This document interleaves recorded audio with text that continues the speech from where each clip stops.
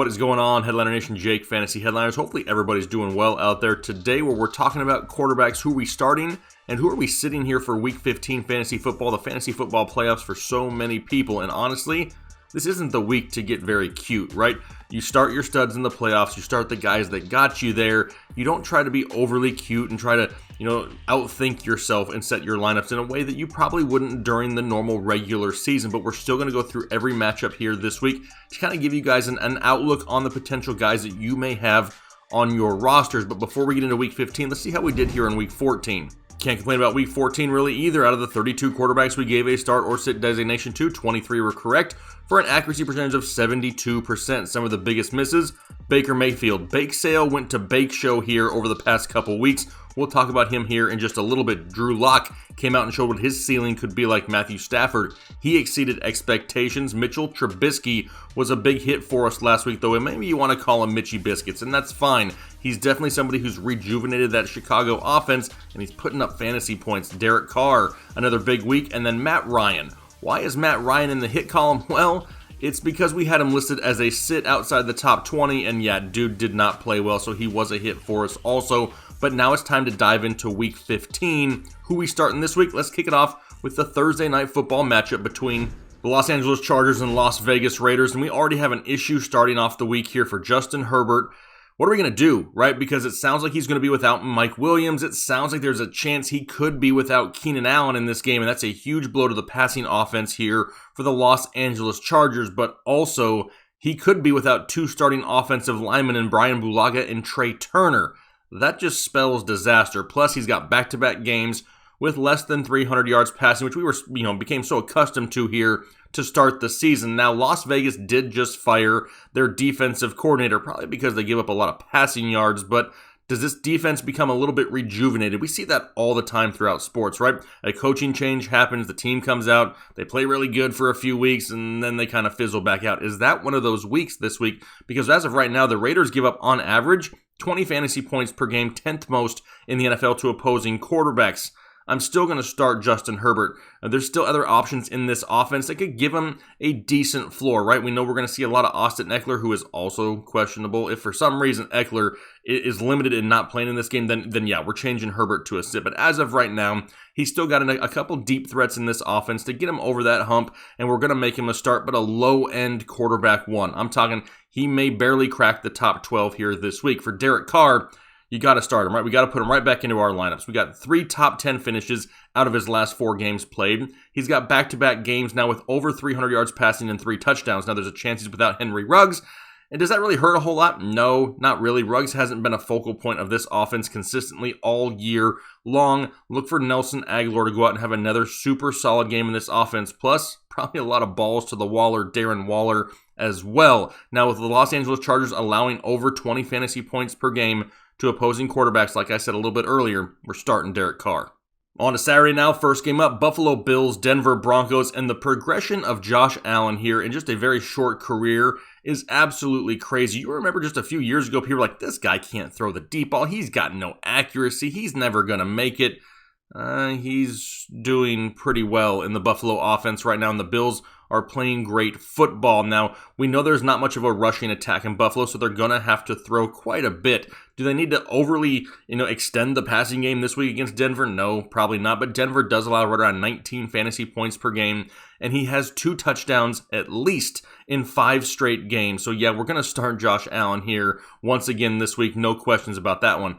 But what about Drew Lock? There's really no middle ground for Drew Lock, right? He's either going to finish well inside the top 10 or well outside the top 20. There's no, I finished quarterback 13. That's pretty good. No, there's none of that for Drew Lock. He is 100% going to be a boom or bust. Last week, he was a boom, right? He looked great in Week 14, 280 yards passing, 4 touchdowns, no interceptions against the Carolina Panthers, but now he gets a Buffalo defense that still allows right around 20 fantasy points per game to opposing quarterbacks.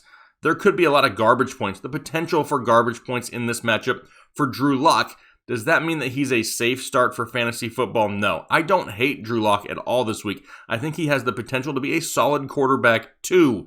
Do I want to make sure that I count on him in my fantasy playoffs to send me to the next round? I really don't. So for right now, I got Drew Lock listed as a sit.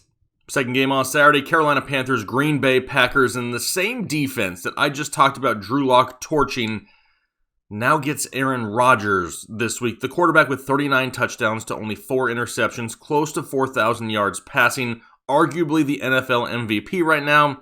Yeah, I think we're going to go ahead and fire up Aaron Rodgers this week, but Teddy Bridgewater, I'm really kind of torn on right now. I don't love the matchup going up against Green Bay. They are the 7th best fantasy defense against opposing quarterbacks, allowing right around 17 fantasy points per game. But Teddy B, he does get DJ Moore back this week, which is great. And he's finished inside the top 10 quarterbacks 3 out of his last 4 games played. He's not playing bad football. The ceiling just may be limited to a point in this game that I don't know if he crosses that 18-point threshold. Garbage points are definitely possible this week for Teddy Bridgewater. If the Packers go out there and can score, 2 or 3 touchdowns there in the first half, it's going to force Teddy B to have to throw all 4 quarters, and all he really needs to have a decent floor fantasy day is a big play to DJ Moore, Robbie Anderson, Curtis Samuel, something like that. No Christian McCaffrey once again, so we know he's going to be throwing quite a bit.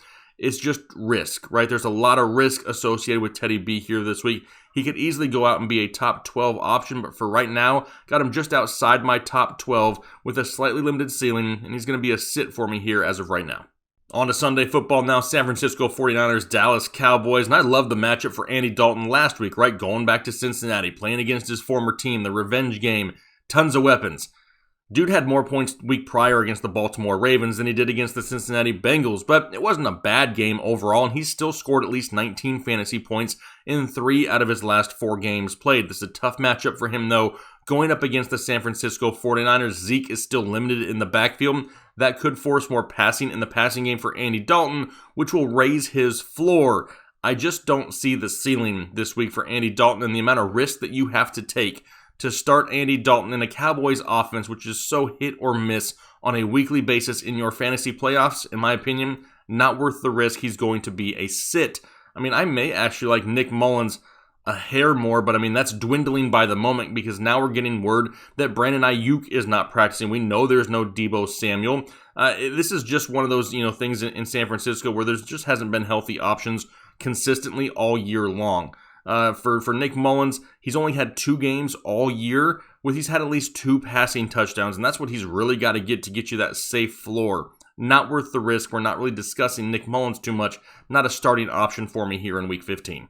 Seahawks and football team. Now, it was nice to see Russ kind of bounce back last week, right? His first top 10 finish in over a month for Russell Wilson. It was his first game with more than 2 touchdowns since Week 9.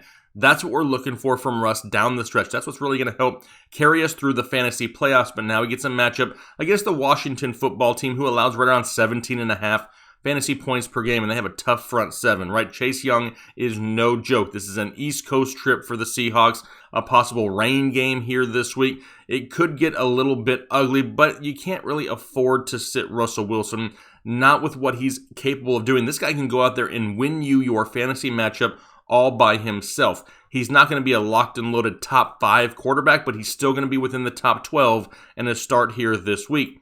For the Washington football team and Alex Smith, it sounds like will be under center. Sounds like he's going to be back this week. This dude has 0 give up. I mean, he has no idea what quitting or stepping down actually means because he is just getting beat up week after week after week. But for fantasy, I just can't trust it, right? There's just no ceiling there. He only has 1 finish inside the top 20 all year long. They don't throw it enough. There's no big plays in this offense, and I expect a lot of pressure from the Seattle Seahawks to try to put pressure on Alex Smith because that's where he really struggles is when he's being pressured with a quarterback rating under 70. So it's just one of those things. I love Alex Smith as a professional quarterback. Like to, see him out there on the field, but my fantasy lineup, not going to happen here in Week 15.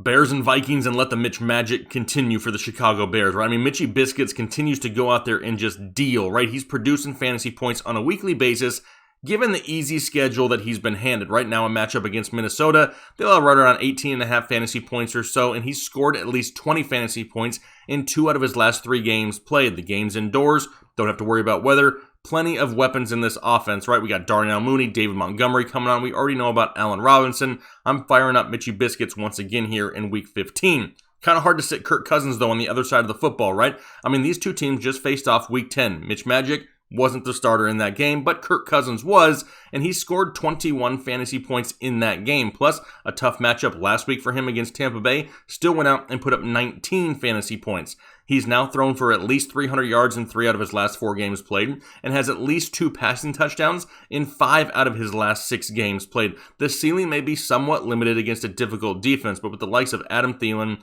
Justin Jefferson, and Dalvin Cook, it's kind of hard to sit Kirk Cousins right now. Patriots and Dolphins, kind of always a fun game to watch, right? A lot of ex-Patriots over there in Miami now, and I knew it last week, right? I knew it. I said it on this show. I just didn't have the cojones to tell people to do it, right? I said that last week could be a huge game for Tua going up against the Kansas City Chiefs. The writing was on the wall. It was just hard to trust him because we hadn't really seen that ceiling yet to trust, either in the fantasy playoffs or getting you to the fantasy playoffs. But Tua went out, threw for 316 yards, 3 touchdowns, 1 interception, his first interception on the year, and looked pretty dang good, right? Does that happen this week? Probably not. I mean, it sounds like he's going to be without Devontae Parker, Mike Gesicki hurt. I mean, that really hurts this offense, right? Those are 2 of his main weapons. Myles Gaskin. I mean, there's just countless issues with this offense right now. Tua looks great, but he needs some more help for me to be able to trust him going up against New England, who is the 3rd best fantasy defense against opposing quarterbacks. Hate to do it, but I got to sit Tua here this week. For the Patriots side of things and Cam Newton, hell no. I mean, he hasn't had more than 20 pass attempts since week 11. Plus, this Miami defense is no joke. It's much improved, and Cam Newton is only reliable if he can score some rushing touchdowns. The problem is, those have become inconsistent because they're using 3 running backs now in the backfield with Damian Harris and Sony Michel and James White. Just a mess on the offensive side of things for New England. Not going to start Cam here this week. Jags and Ravens, and Lamar Jackson is a no-brainer, right? An absolute must-start here once again, especially now that the rushing stats have returned for Lamar Jackson. About dang time, but it's the perfect timing here for the fantasy playoffs. So now he's going to take his clean drawers to Jacksonville and have a heyday against that defense. Love Lamar Jackson this week. For the Jags, we saw the return of the mania, right? Mustache mania, Minshew mania, whatever you want to call it in Jacksonville. Came in and really energized that offense last week. They looked a little bit better, right? He was playing with a lot of energy in that offense, but that was against the Tennessee Titans defense. You really can't trust him versus the Baltimore Ravens secondary. I would expect maybe a few more turnovers in this game. The ceiling just isn't there, and if we're thinking about the fantasy playoffs, do we really want to risk it with Gardner Minshew? Now, I've loved the guy in the past, but it's a completely different year, and this is a guy that didn't even get his job back after coming back from injury, so they could start Mike Glennon. In my opinion, just not worth the risk right now. Gonna have to sit Gardner Minshew. Bucks and Falcons, and at some point, Tampa Bay is going to just explode on offense, right? At some point, it's going to happen. There's just too much talent there for it to be bottled up all year long. Now, does Ronald Jones play this week? Maybe he doesn't, coming off of his pinky surgery. And if he doesn't, does that mean we see more passing in the passing game from Tom Brady?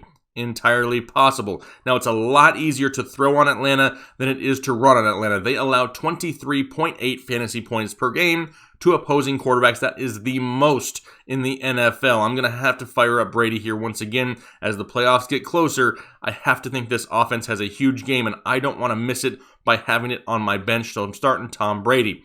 Can't say the same thing for Matt Ryan, right? I mean, injuries to his weapons and bad play all year long has absolutely killed this season for Matt Ryan. He's now finished outside the top 15 in 4 straight weeks, has no 300-yard passing games since week 7, only has 5 games all year with at least 2+ passing touchdowns.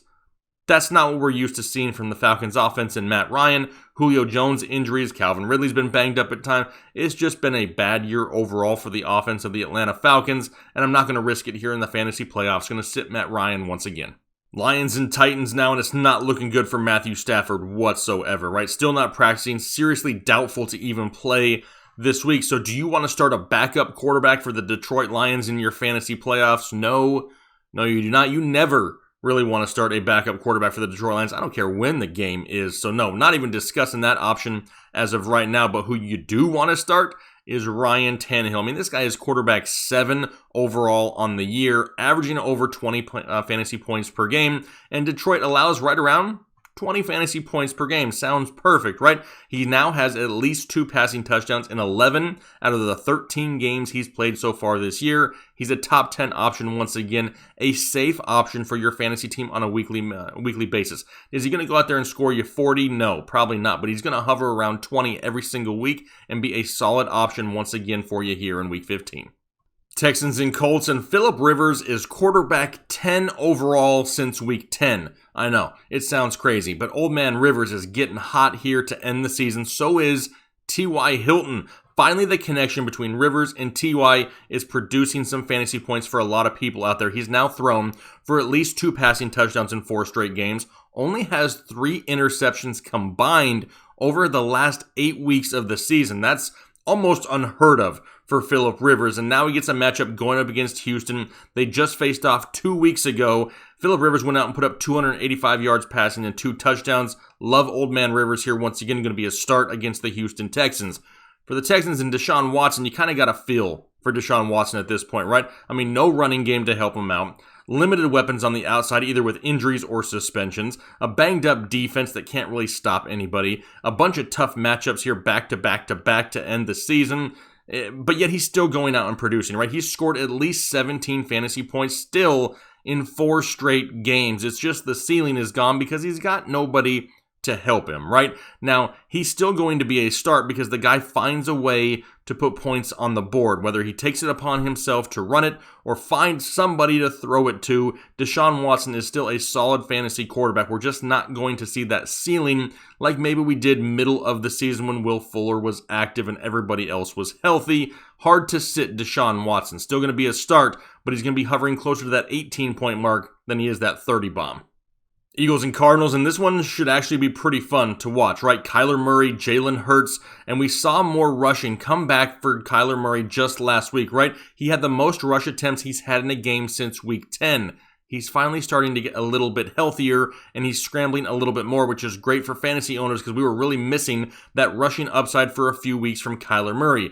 But he's only scored under 18 fantasy points one time all year long. You're still going to fire up and start Kyler Murray this week. But what about Jalen Hurts? I mean, he was exciting to watch last week also. In his first ever NFL start, had 100 yards rushing and really energized that Philadelphia offense. I expect the passing work to increase each week with Jalen Hurts, right? They're not going to go out there and give him the entire playbook and say, go at it. No, they're going to ease him into it. And as of right now, the guy looks like he's going to be able to produce. Arizona allows right around 18 fantasy points per game. And with the rushing upside, it gives him the safer floor. I'll start Jalen Hurts this week. Jets and Rams, and I'm sorry, it's nothing personal, Sam. You just play for the Jets. I mean, you have a matchup against one of the best defenses in all of football, and you've been outside the top 25 fantasy quarterbacks 7 out of the 9 games you've played. I just can't trust that we're not starting Sam Darnold or almost anybody from the Jets in your fantasy playoffs. What about Jared Goff, though? I mean, this guy, you can't figure him out, right? He's either 100% boom or bust. In the matchup this week going up against the Jets, though, they allow the second most fantasy points to opposing quarterbacks at 23 fantasy points per game.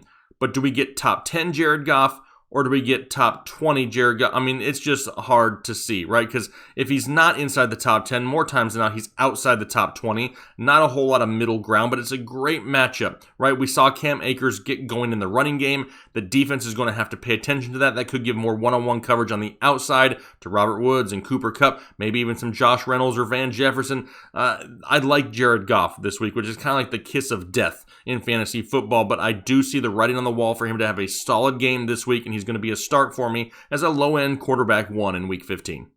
Chiefs and Saints and Mahomes is a no-brainer, right? I mean, we know that he's going to be a start every single week. He hasn't thrown for less than 318 yards passing since Week 7. They don't care about running the ball in Kansas City because they can throw it on anybody. We're going to start Patrick Mahomes, obviously, but Taysom Hill has been a pretty safe option every single week that he's been a starter, right? He hasn't finished outside the top 12 overall quarterbacks in any game that he's played so far as a starter here this season. Plus, his pass attempts are starting to creep up. He's now thrown for at least 30 pass attempts in back-to-back games. That's not what we saw when he first became the starter in New Orleans, so that can only raise the ceiling here. I expect a little bit of a shootout in this game. We just talked about Mahomes and their ability to throw the ball and score, which is great because New Orleans is a great run defense, but if Mahomes can go out there and put up points on the board, Taysom Hill's going to have to try to return fire all 4 quarters. He's not somebody who really has that huge 40-point ceiling, but his floor right now is around 20 points a week, and that's definitely a safe start here for your fantasy playoffs. Cleveland and New York now, and the Bake Show is cooking, right? I mean, he's got back-to-back top 5 finishes, back-to-back games with at least 300 yards passing and 3 touchdowns. The offense in Cleveland right now is just clicking, but this is a very difficult matchup. A lot of people don't give enough respect to the defense of the New York Giants. Right now, they're the 5th best fantasy defense against opposing quarterbacks, allowing only 16 fantasy points per game. Baker is a risk weekly, right? It doesn't matter what year it is, what week it is, how he's played the weeks prior. Baker is always a risk. He's a gunslinger. He's going to go out there and make some stupid decisions at times, but he also has this crazy upside. And now that he's utilizing the likes of Rashard Higgins and Donovan Peoples-Jones, I mean, it's giving him big play options in this offense that he hadn't really had majority of the year with no Odell Beckham, a banged up and hurting Jarvis Landry to start the season. The ceiling is there for Baker Mayfield. We've seen it, right? But it is a huge risk on a weekly basis. He's not a safe start by any means. If you're in a 2-quarterback league, I like the potential ceiling for Baker Mayfield. If you're in a 1-quarterback league in your fantasy playoffs, I don't know if you want to take that risk. And as of right now, I got him labeled as a sit. For the Giants, no way. Not going to happen. Not going to touch it. We don't even know yet for sure if Daniel Jones is going to start. And if he does, how limited is he? If he doesn't have that rushing upside, it really kills whatever floor he does have. I expect Cleveland to try to control the time of possession in the running game with Chubb and Hunt once again. Not going to happen. Totally passing on whoever starts in New York, Daniel Jones or Colt McCoy. Which leaves us Monday Night Football, Pittsburgh Steelers, Cincinnati Bengals, and we're not even going to discuss Brandon Allen. There's no way you're starting him in your fantasy playoffs. But what about Big Ben on the other hand? Well, he's got 4 straight finishes now outside of the top 15, but he torched this defense in Cincinnati Week 10 when he finished as quarterback 3 overall. The offense is going to figure it out. It's not the play of Big Ben. It's the drops of his wide receivers that's an absolute issue right now. Now, under head coach Mike Tomlin, a bunch of veteran leadership on that team, I expect them to figure it out. The offensive weapons are too good, and Ben is playing too well for me to want to sit him right now. I do expect this offense to kind of start clicking here once again, and maybe a matchup against a defense in which they've already dominated one time this year is just what they need to have that happen. I'm going to start Big Ben once again, Week 15. All right, those are my starts and sits for the quarterback position here, Week 15 fantasy football. Hopefully I was able to help shed a little bit of light on some of the matchups for you here this week. If I was, make sure you hit that like button for me. We greatly appreciate the support. Just a reminder also, the quarterback rankings videos will come out on Friday. So if you have 2 guys that you're really debating between that maybe I listed both as starts, maybe those rankings videos will help clear the air a little bit for you on Friday. So make sure you check those out. Hopefully you guys are having a great week this week. Good luck in your fantasy playoffs. We look forward to hearing from you. Talk to you later.